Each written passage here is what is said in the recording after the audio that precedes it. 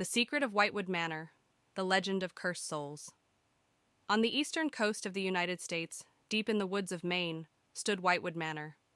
Abandoned, dark, and shrouded in cobwebs of legend, it stood as a silent witness to a tragedy that had occurred over a century ago.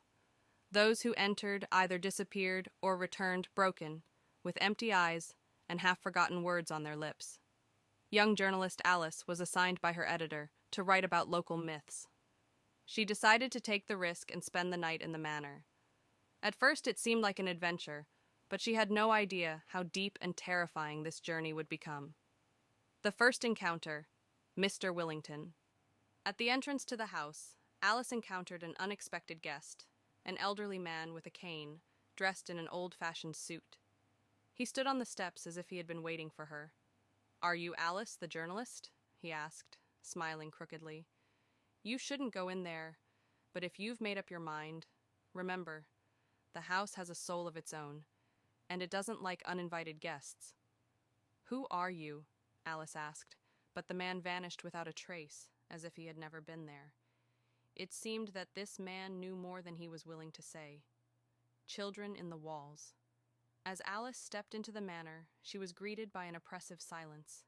Everything looked like a scene from an old movie: broken furniture, dusty paintings, a rusty candlestick on the table.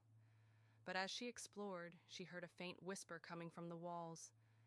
"Help us. Find the key. Find us." On the wall, she noticed a child's drawing of a maze. A red line led to a sketch of a door labeled "The Door of Eternity." At that moment, the painting on the wall creaked as if moved by an unseen wind. The mysterious Miss Whitewood.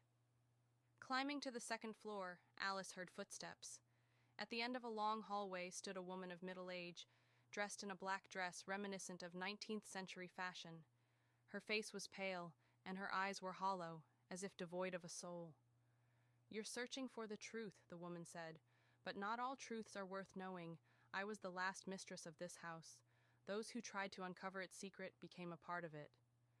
Alice tried to ask more questions, but the woman dissolved into thin air, leaving behind a small golden locket engraved with the letter L. The dark keeper, Miles. In the basement, Alice encountered a man named Miles. His skin was ashen, as if he hadn't seen daylight in decades. He sat on a wooden chair, holding an ancient book in his hands. "We're all trapped in this house," he said in a low voice. "Mr. Willington and Miss Whitewood are just its shadows, and I'm its keeper. I know all the secrets of this place, but I can't leave." He explained that the manor was once an ordinary house until the Whitewood family made a deal with an unknown entity to save their lives. But the deal had a price. Everyone who entered the house became part of it. Miles handed Alice a map of the house and warned her, "You need to find the room with the mirror, but remember, what you see in the mirror will change you forever." The mirror and the truth. On the second floor, in a grand bedroom, Alice found an enormous mirror, its frame carved with figures of people seemingly trying to escape from it. On the frame was inscribed, "Look and remember." She gazed into the mirror and saw the Whitewood family, their faces twisted in horrific grimaces, their eyes pleading for help. Suddenly, the mirror came to life, and she saw herself, old, haggard, with tear-streaked cheeks. A voice whispered in her mind, "If you want to save yourself, give them another soul." A betrayed ally. On her way to the exit, Alice encountered Miles again. "Did you see the mirror?" he asked. "Now you have a choice. Leave the manor or leave your soul here." Alice realized that Miles had made his own deal with the house to stay alive. He had deceived many to free himself but had failed to escape. Now her fate hung in the balance. She glanced around and saw children peering at her from the corners of the room. Their faces became eerily familiar. They were those who had disappeared in the manor before her. The ending that changes everything. Alice mustered her courage and returned to the mirror, touching its frame. A blinding light engulfed her, and she felt her soul splitting in two.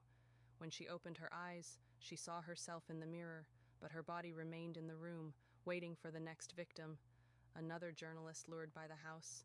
On a table, Alice found an old newspaper with photos of Mr. Willington, Miss Whitewood and Miles. They had all once been like her. The headline read, "The House of Whispers claims another soul."